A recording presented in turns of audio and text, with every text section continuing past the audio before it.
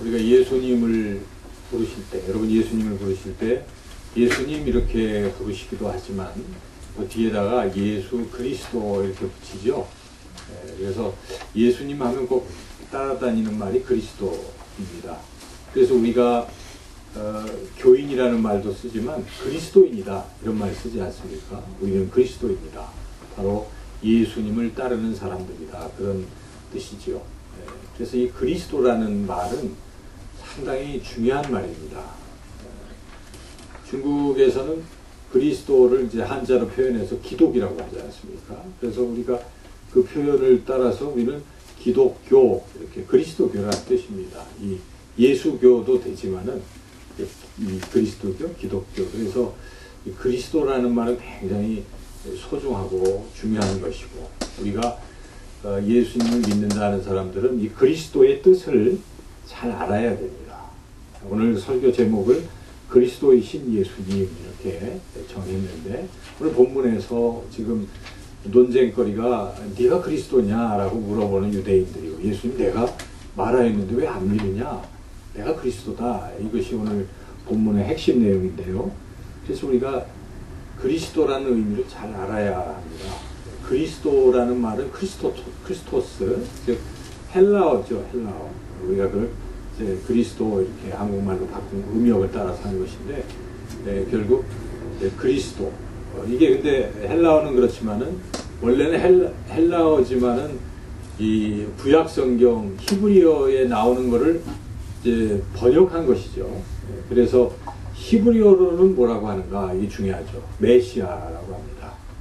우리 메시아 이렇게 성경이 나오는데 원래 이제 메시아가 원 발음이죠. 그래서 메시아가 바로 이제 그리스도죠. 그래서 메시아의 뜻을 먼저 알아야 되겠습니다. 메시아라는 표현은 이제 구약에 나오는 표현인데, 메시아 하면은 원 뜻은 이제 기름 부음을 받았다 이런 뜻입니다. 그러니까 하나님께서 하나님의 선한 일을 이루시기 위해서 사람들을 이렇게 부르셔서 택하셔서 기름을 부어서 하나님의 선한 일을 하게 시키는 그런 것이죠. 그래서 그렇게 부름받은, 기름 부음받은 사람들, 이런 사람들을 메시아라고 불렀습니다. 그래서 구약 성경에 보면 여러분이 잘 아시는 것처럼 세 종류의 그룹이 기름 부음을 받습니다. 하나님께서 왕들을 택하시고 왕에게 하나님의 뜻을 이루게 하시기 위해서 기름 부음을 이렇게 하시죠. 그래서 이스라엘 최초의 왕이 사울 왕인데 사울 왕이 기름 부음을 받았습니다. 그래서 다윗이 죽일 기회가 2번이나 있었지만 어떻게 기름 부음 받은 자에게 내가 손을 대느냐, 하나님이 택하셨다는 뜻이죠. 그래서 왕에게 기름 부음을 이렇게 하시죠, 하나님께서. 그리고 또 하나님께서는 제사장에게 기름을 붓습니다. 그것은 그 전부터 출애굽기에 보면 모세를 통해서 하나님께서 아론과 그 아들들에게 기름 부음을 하시고 그들을 이제 대제사장으로 이제 삼고 하나님의 일을 하게 하셨죠. 그래서 제사장 그룹이 또 기름 부음을 받습니다. 그리고 또 한 그룹이 선지자이죠. 그래서 선지자에게 하나님께서 이제 또 기름 부음을 이렇게 하시고 또 일을 맡기시고 그렇게 하셨습니다. 그래서 메시아라는 말이 이제 초기에는 그렇게 어떤 그 그룹들을 이제 지칭을 했는데, 그러면서도 이 계속 이제 시간이 지나면서 이 세 가지 기능이 하나로 묶여지는, 그래서 이 구원자로서의 그런 개념으로 메시아의 개념이 구약 성경에 계속 이제 나타나게 되는데, 그러한 어떤 모든 것을 다 통합해서 구원하시는 그러한 분이 바로 메시아다 하는 그 생각은 처음부터 나타나 있습니다. 그래서 창세기부터 나타나는 거죠. 창세기 우리가 잘 아시지만 3장 15절에 왜 여자의 후손이라는 말이 나오지 않습니까? 그 여자의 후손이 하는 일이 무엇입니까? 사탄을 머리를 깨뜨리고 진멸함으로써 인류를 죄에서, 죽음에서 건지시는 이제 그러한 메시아로서의 그러한 존재를 이미 창세기 3장 15절에서 말씀을 하신 것입니다. 그리고 창세기 이제 22장쯤 가면 그 아브라함에게 하나님 나타나셔서 하시는 그 약속이 이런 약속을 하십니다. 내 씨로 말미암아 천하 만민이 복을 받으리니.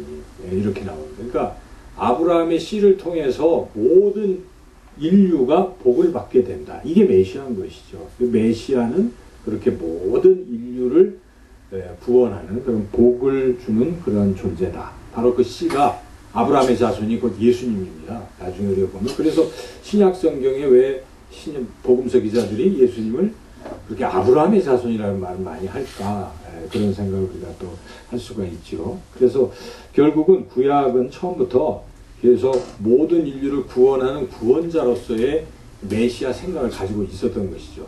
그런데 이제 이스라엘 사람들이 역사적인 어떤 흐름 속에서 그런 메시아의 개념을 자꾸 이제 자기들로만 국한시키는 이제 그런 잘못을 범하게 되는 것이죠. 그래서 그들은 이제 특별히 다윗이라는 인물을 통해서 이스라엘의 어떤 구원자로서 국한을 시키는데 하나님께서 다윗 언약을 하시면서 다윗에게 뭐라고 하십니까? 네 후손이 자자손손 영원히 네 위를 이렇게 갖게 될 것이다. 이런 말씀을 하시는데 바로 그 다윗의 후손으로서 예수님께서 오신 것입니다.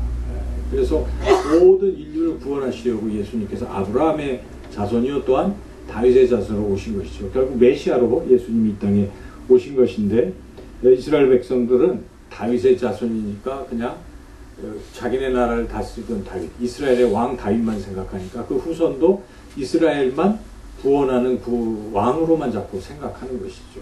그래서 그들은 또 이 바벨론 포로로 끌려가고 다시 돌아왔지만 독립이 안 됐지 않습니까? 그 뒤에 페르시아 쭉 해서 그리스, 로마 이래가지고 결국 로마의 속국이 돼서 정치적으로 군사적으로 독립이 안 된 겁니다. 이들이 예수님 오실 당시에도 마음속에 기다리는 건 무엇입니까? 이 나라를 독립시킬 그분을 자꾸 기다리는 것입니다. 그래서 그들의 마음에 그 메시아를 기다리고 있었어요. 이게 메시아 대망 사상인데 그 예수님을 예수님 당시에도 유대 백성들의 마음에는 항상 이 그리스도 메시아를 기다리고 있었다 하는 것입니다. 예수님께서 이제 오신 것이죠. 그런데 지금 이스라엘 백성들이 이 그리스도를 자꾸 찾고 있으니까 세례요한이 왔을 때도 뭐라고 하면 네가 그 그리스도냐? 우리를 지금 독립시켜줄 그 사람이냐라고 할 때 세례요한이 나는 아니다라고 했죠. 또 예수님이 또 기적도 베풀고 하니까 지금 궁금해하는 것입니다. 유대인들이 오늘 본문에 보니까 뺑 둘러싸서 너 그리스도냐? 아니냐? 왜 헷갈리게 하느냐? 하고 이제 질문을 하고 있지 않습니까?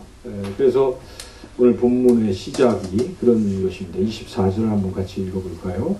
유대인들이 애워싸고 이르되 당신이 언제까지나 우리 마음을 의욕하게 하려 하나이까 그리스도이면 밝히 말씀하소서 하니. 자, 이게 궁금한 것이죠. 그래서 이들이 생각하는 그리스도는 우리가 생각하는 그리스도와 다릅니다. 모든 인류를 죄에서 죽음에서 구원하는 그런 그리스도의 개념이 아니라 이들은 당시 자신들이 처한 상황에서 독립시켜줄 군사적인 강한 힘을 가지고 정치적인 어떤 능력을 가지고 이 로마에서 우리를 해방시켜줄 바로 그분이냐라고 지금 물어보는 것이죠. 예수님은 이런 물음에 대해서 답변을 하시는데 그렇다는 것입니다. 그렇다. 여기에 보면은 25절에 예수께서 대답하시되 내가 너희에게 말하였을 때 믿지 아니하는도다. 내가 그렇게 그리스도다. 그런데 예수님이 그들의 어떤 요구에 지금 그대로 그렇다라고 말씀하신 건 아니겠죠. 너희들도 포함하는 것이지만 나는 군사적으로 정치적으로 너희들을 그렇게 독립하는 그러한 어떤 존재가 아니라 그것만 하는 것이 아니라 모든 인류를 구원하는 구원자로서의 그리스도다. 이것을 지금 예수님 말씀하시는 것이고 유대인들은 그것을 별로 받아들이지 않습니다. 그래서 그 예수님을 따라다니던 가룟 유다도 돈 때문이라고도 기록되어 있지만 사실은 열심당원의 한 사람으로서 그의 꿈은 나라를 독립하는 그런 거였을지 모릅니다. 그런데 보니까 예수님이 죽으러 간다고 하니까 안 되잖아요. 그래서 그냥 그렇게 된 것이죠. 그래서 그런 측면도 있습니다. 그래서 이들의 기대와는 다른 것입니다. 예수님 말씀하시는 건. 근데 구약에는 과연 어떻게 예언이 되어 있는가? 이사야서를 우리는 주목해 봐야 합니다. 이사야를 통해서 하나님께서 오실 메시아를 말씀하셨습니다. 그래서 뭐 왕으로 오신다는 것도 나와 있고 동정녀에게 탄생되는 것도 이사야서 7장에 말씀하고 이제 9장에 왕으로 오시고 이런 걸 다 말씀하시는데 중요한 것은 이스라엘 사람들이 기대하는 것처럼 힘있고 뭐 이런 왕이 아니에요. 사실은 이사야가 예언하는 것은 우리가 잘 아는 것처럼 이사야 53장에 보면 무엇입니까? 그는 우리의 모든 허물과 죄를 짊어지고 가는 하나님의 어린 양으로서 인류의 모든 죄를 짊어지고 고난당하시고 죽으시는 왕으로서 예언이 되어 있는 것입니다. 그래서 그들이 생각하는 건 다르잖아요. 힘 있는 사람을 찾고 있는 것인데 하나님이 지금 하시려는 방법은 그렇게 고난과 어떤 죽음을 통해서 모든 인류를 구원하시려는 그러한 것이죠. 예수님은 그 하나님 아버지의 말씀에 순종해서 이 땅에 오셔서 지금 그 길을 가고 계시는 것입니다. 그런데 이 길이 쉬운 길이 아닙니다. 세상의 상식과 많이 다르기 때문에. 그래서 예수님을 따랐던 제자들도 처음에는 어땠습니까? 예수님하고 같이 따라왔죠. 모든 거 버리고. 근데 그들의 생각이 달랐어요, 사실. 그들의 생각은 유대인들의 생각과 차이가 없어요. 그래서 예수님을 따라가면 나중에 어떻게 됩니까? 왕이 되니까 하나는 오른쪽, 하나는 왼쪽.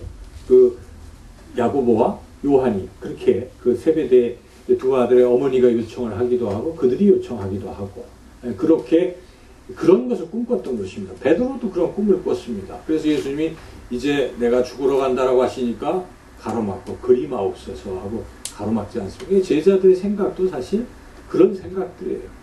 우리의 신앙생활도 어찌 보면 내가 예수님을 믿으면 세상이 말하는 그러한 것들을 받는 것인가에만 주목한다면 유대인들하고 똑같은 것이고 처음에 잘못된 제자들과 같은 생각을 갖는 것입니다. 그래서 우리의 이 그리스도관, 메시아관이 바르게 정립이 돼야 됩니다. 여러분이 예수님을 믿는 이유와 목적이 무엇인지가 바로 정립이 돼야 된다는 것입니다. 오늘 이 말씀을 통해서 우리가 그것을 분명히 깨달아야 할 것입니다. 그래서 예수님은 그러하게 이제 그들을 인정하셨지만 예수님이 주시는 것은 지금 그런 게 아닌 거예요. 예수님이 주시는 것은 현세에서의 복에 국한된 게 아니라는 것입니다. 그래서 예수님께서 나를 그리스도로 믿는 사람들에게 내가 어떤 복을 주실지를 분명하게 말씀하시고 있죠. 그것이 이제 28절에 말씀합니다. 우리 한번 읽어볼까요? 내가 그들에게 영생을 주노니 영원히 멸망하지 아니할 것이요 또 그들을 내 손에서 빼앗을 자가 없느니라. 이렇게 쭉 나오죠. 그러니까 영생인 것입니다. 요한복음은 영생에 대한 얘기를 처음부터 끝까지 하고 있습니다. 내가 생명의 떡이다. 계속 예수님 말씀하지 않습니까? 이거를 주로 오시는 것입니다. 그래서 우리가 예수님 믿는 목적은 영생을 얻는 것이 되어야 하는 것입니다. 세상에서의 복과 평안과 기쁨을 누리는 것은 보너스라고 생각하셔야 되는 것이고 본질적이고 최종적인 것은 영생을 얻는 것입니다. 사람이 아무리 세상에서 잘 먹고 잘 살아도 다 때가 되면 죽는 것 아니겠습니까? 그 죽음을 생각하고 죽음 이유를 생각할 때 그 이후에 우리가 하나님과 영원히 살 수 있는 그러한 복을 얻는다면 그 어떤 것보다 좀 귀한 것을 얻는 것입니다. 이런 것을 우리가 늘 마음속에 생각하고 그것을 예수님이 주시는 것이구나. 그리스도이신 예수님이 그것을 주시는 것인가를 우리가 깨닫고 주님이 바로 우리의 구원자이시고 가장 귀한 분이다 하는 것을 늘 고백하고 주님을 더 사랑하게 되는 것이죠. 이런 분명한 가치관이 우리에게 필요한 것입니다. 근데 예수님께서는 그러한 영생의 복뿐만 아니라 이 땅에 살아가는 동안에도 풍성한 것을 주십니다. 양으로 생명을 얻게 하고 뭐합니까? 더 풍성하게 얻게 하려 합니다. 여기에 그런 부분들이 또 나타나고 있는데 28절 뒷부분에 예수님의 손에서 하나님의 손에서 빼앗을 자가 없다는 것입니다. 그래서 아무도 아버지 손에서 빼앗을 수 없다. 내 손에서도 빼앗을 수도 없다. 아버지와 나는 하나이기 때문에 이렇게 그러한 복을 또 주시는 것입니다. 이것이 무엇입니까? 우리가 이 세상 살아가는 동안에 우리를 빼앗으려고 하는 존재는 사탄 마귀 아니겠습니까? 사탄 마귀가 자꾸 유혹도 하고 위협도 하고 이렇게 우리를 괴롭힐지라도 우리가 예수님을 믿기 때문에 우리가 부족해도 주님이 딱 손을 잡고 계시기 때문에 우리를 흔들 수가 없다는 것입니다. 그것이 복입니다. 여러분, 예수님 믿는 것 같다가 세상 좋아서 세상으로 떠나고 버리고 가는 것처럼 참 비극적인 일이 없잖아요. 그런데 그런 일이 안 일어난다는 것입니다. 예수님을 믿는 사람은 예수님이 끝까지 한번 사랑하시면 끝까지 붙드신다는 것입니다. 누가 그리스도의 사랑에서 우리를 끊을 수자가 있느냐 하는 것입니다. 사망이나 뭐 그 어떤 것도 예수님에게서 우리를 끊을 수가, 하나님에게서 우리에게 끊을 수가 없다는 사실이죠. 그래서 이것이 복인 것입니다. 하나님께서 우리에게 영생을 주실 뿐만 아니라 이 땅에서도 그렇게 하시는데 누구에게 그렇게 하시는가? 다른 게 아닙니다. 나를 믿는 자, 예수님을 믿는 자만 그렇게 하신다라고 주님이 말씀하신 것입니다. 여기 그래서 이렇게 27절, 28절에 내가 그들에게 영생을 주는데 그들이 누구입니까? 27절이죠. 27절을 같이 한번, 26절, 7절 함께 읽어보겠습니다. 너희가 내 양이 아니므로 믿지 아니하는도다. 내 양은 내 음성을 들으며 나는 그들을 알면 그들은 나를 따르느니라. 이러한 사람들, 내 양들은 나를 믿고 내 음성을 듣고 거기에 따라서 순종하고 따라온다 하는 것입니다. 이렇게 예수님을 믿는 이들에게는 이러한 귀한 것들을 주신다고 약속을 하십니다. 그런데 왜 여기에 유대인들 이런 사람들은 예수님을 안 믿을까요? 오늘 우리가 본문을 통해서 깊이 생각해 볼 것은 그들은 왜 안 믿을까입니다. 여기에 믿는 자들이 있고 믿지 않는 자들이 있잖아요. 왜 그렇습니까? 26절에 보면 너희가 내 양이 아니므로 믿지 아니하는도다. 하나님의 양이 아니니까 믿지 아니한다. 이거를 이제 해석하기 나름인데 이걸 가지고 이제 예정론으로 생각할 수도 있습니다. 그래서 하나님 정하신 것이다. 그래서 믿을 사람, 하나님의 양을 정하셨고 하나님의 양이 아닌 존재를 정하셨다. 이렇게 예정론적으로, 이중예정적으로 또 결정할 수도 있겠죠. 그것도 틀린 얘기는 아니고 하나님의 주권이 있으시기 때문에 그럴 수 있다는 것입니다. 그런데 성경 66권을 다 읽어보면 꼭 그렇게만 말씀을 안 하시거든요.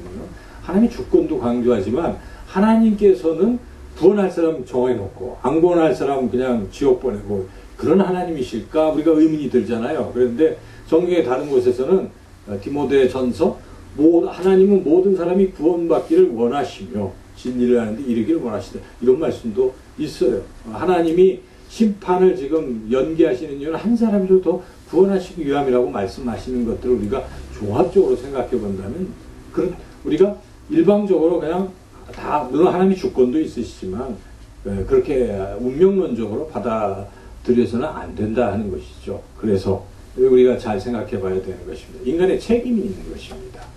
이건 결과론적으로 내양이 안 된 것이라고 봐야 되는 것이죠. 그러면 왜 어떤 사람은 하나님의 양이 되었고 어떤 사람은 하나님의 양이 안 되었을까 하는 것입니다.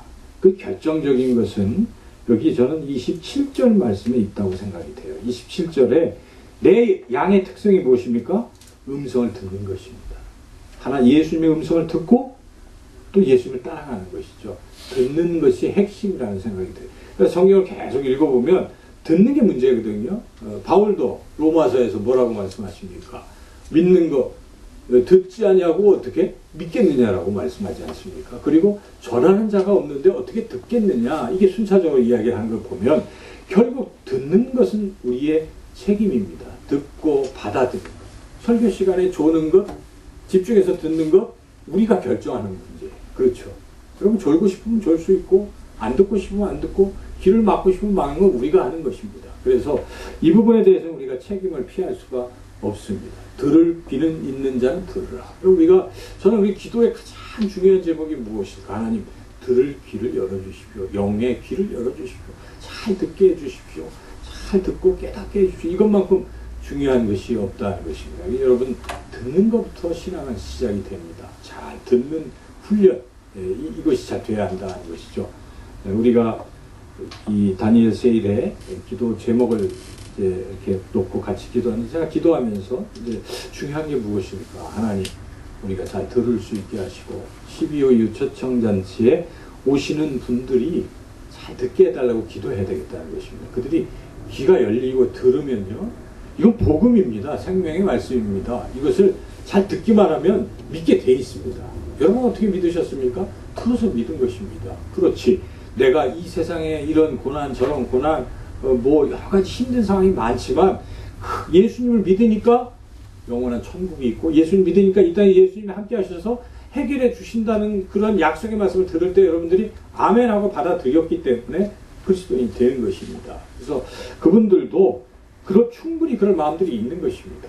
그런 마음들이 있는데 그들이 그런 마음을 가지고 열려서 들으려면 우리의 기도가 절대적으로 필요하다는 것입니다. 하나님의 주권도 있는 거예요. 하나님의 은혜가 있는 것이잖아요. 믿음도 하나님의 은혜라는 것은 우리가 기도하라는 뜻입니다. 그래서 기도해서 하나님의 은혜를 베풀어 주시면 우리가 들을 귀가 열리고 듣게 된다 하는 것입니다. 여러분 오늘 예수님께서 분명히 말씀하십니다. 내가 그리스도라는 것입니다. 모든 인류를 구원하는 그리스도라. 내가 인류를 구원하기 위해서 십자가에서 내 목숨을 너희들에게 준다는 것입니다. 우리의 모든 죄를 짊어지시고 예수님께서 십자가에 피 흘려 죽으심으로 우리가 죄의 사함을 받는 것입니다. 그리고 우리는 구원을 받는 것이고 영생을 얻는 것입니다. 바로 이 영생을 얻는다는 이 귀한 말씀을 우리가 이제는 잘 듣고 이제 믿으시고 그리고 나를 구원하신 예수님 또 말씀하시면 잘 듣고 따라가서 예수님이 우리에게 주시는 이런 영생 또 우리를 지켜주시는 보호하심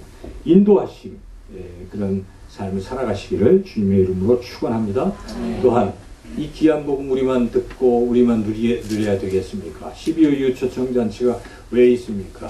하나님은 너는 복의 통로가 되라고 말씀하신 것이 우리가 먼저 복을 주시고 구원하신 것은 우리를 통해서 누군가를 또 구원하신 하나님의 계획이 있으신 것인데 12호가 그 계획입니다. 여러분 하나님의 뜻이 무엇입니까? 우리가 날마다 기도하잖아요. 뜻은 이미 나타난 것입니다. 비밀이 아닙니다. 하나님의 뜻은 우리가 영혼들을 구원하는 것이 하나님의 뜻입니다. 이 12호, 이 10월에 하나님이 우리가 하신 뜻은 분명합니다. 여러분 한 영혼, 특별히 가장 중요한 것은 여러분들의 가족입니다. 자녀들입니다. 친척들입니다. 제가 기도하면서 그 광고 문구를 생각할 때 요한복음 1장을 묵상하면서 거기 보니까 베드로도 요한은 어떻게 기록하고 있습니까? 그 형제 안드레가 베드로를 인도한 거예요. 예수님께로. 그래서 베드로가 예수님 믿게 됐다는 것입니다. 제가 그걸 보면서 그렇지. 우리의 형제, 우리의 친척을 우리가 이 안드레처럼 인도해야 되겠구나. 빌립은 같은 동네 사람 나다나엘을 예수님께로 데려왔잖아요. 동네 사람들입니다. 이 시장가에 있는 사람들입니다. 여러분 집 근처에 사는 사람들입니다. 누구에게 책임이 있습니까? 우리에게 책임이 있는 것입니다. 우리가 그들을 주님께로 인도해야 될 책임이 있습니다. 이웃 초청입니다. 우리의 초청에 따라서 그들이 구원을 받을 수 있느냐 없느냐도 결정되는 것입니다. 그래서 우리는 초청하는 일만큼은 최선을 다해서 어떻게 하든지 내 집을 채우라. 강권해서라도 내 집을 채우라고 주님 말씀하신 것입니다. 여러 가지 여러분 노력을 통해서 그분들을 꼭 다음 주에 이 자리에 초청하시고 또 기도하셔야 됩니다. 그분들이 꼭 그 마음의 귀가 영적 귀가 열려서 복음을 듣고 꼭 예수님을 영접해서 하나님의 자녀가 되게 해주세요. 간절히 날마다 기도하시면 틀림없이 45명 작정하신 영혼 그 이상을 우리 하나님께서 구원하여 주실 줄로 믿습니다. 기도하겠습니다. 하나님 감사합니다. 우리 예수님이 우리의 구원자 되신 그리스도이심을 다시 한번 깨닫습니다. 우리 믿음이 더욱 굳세어지게 하시고 우리를 구원하신 예수님 사랑하며 예수님이 주시는 말씀을 날마다 살아가며 삶에서 대화를 통해 듣고 그 예수님 따라가는 우리 모두가 되게 하여 주시옵소서. 하나님 아버지 또한 이 땅에 예수님을 만나고 하나님의 자녀가 될 영혼들이 참 많은데 우리가 이 2주간 더욱 기도하여 합심하여 기도하고 최선을 다해서 그 영혼들을 주님께로 다 인도하게 하여 주시기를 간절히 원하옵고 예수님의 이름으로 기도하옵나이다. 아멘.